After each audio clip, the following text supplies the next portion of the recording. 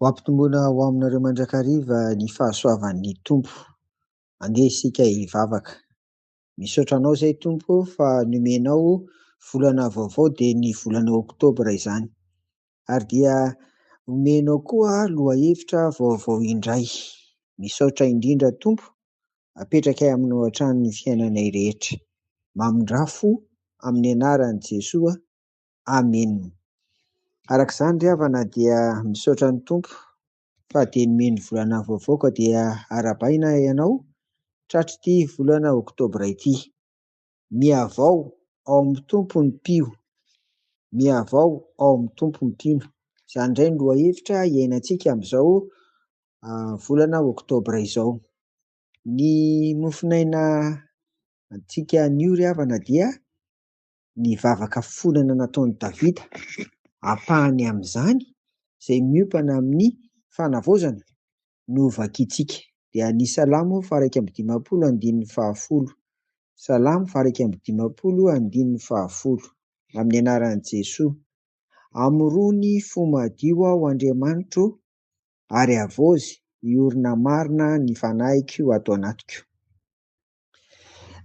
Eto izany tsika dia hijery an'ireo atao hoe mitondra fanavaozana.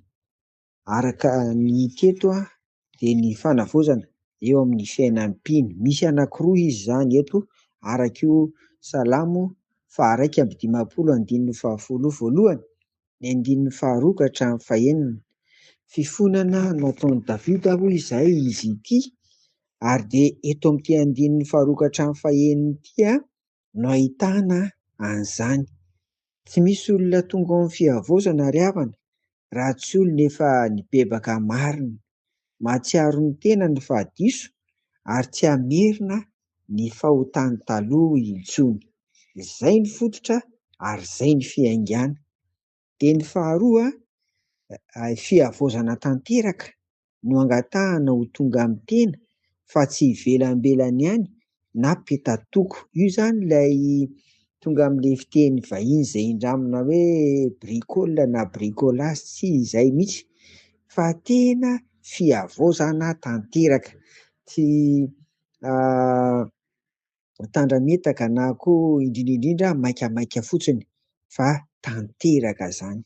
Izay no antony nahatonga an'i Davida nanao hoe amorony fo madio aho. Ny hevitra izany koa dia azo atao hoe aoka ianao Tompo anao fahariana.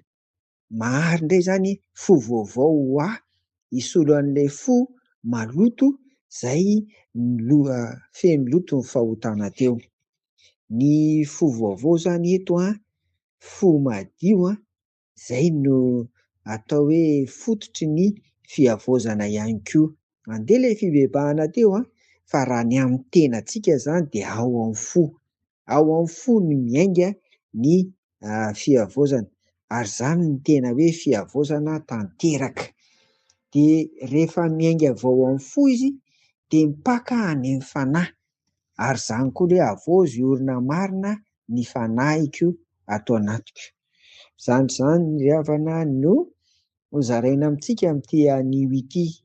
Ny mahatanteraka anio dia tsisy mihitsy hoe fahaizantsika na herintsika olombelona fa asa fanahy masina madiodio miasa ao anatin'ny mpino tsirairay avy ka mampiaiky azy ny fahotany, ary indrindra mangataka ny rahan'i Jesoa ilay latsaka teo amin'ny hazo fijaliana, hanasa sy hanadio ny fony amin'ny loton'ny fahotana rehetra. Dia irariana ry havana ity volana ity mba tena volan'ny fiavoazana ho amintsika tsirairay avy. Fiavoazana ho an'ny fiainan-tokantrano, ary fiavoazana koa ho an'ny fiainan'ny fiangonana. Amen. Mandeha ary hivavaka isika. Andriamanitro, amorony fo madio aho, ary avozy iorina marina ny fanahiko ato anatiko. Amen. Ho aminareo ry havana, hatrany ny fiadanan'i Jesoa hatramin'izao ka ho mandrakizay. Amen.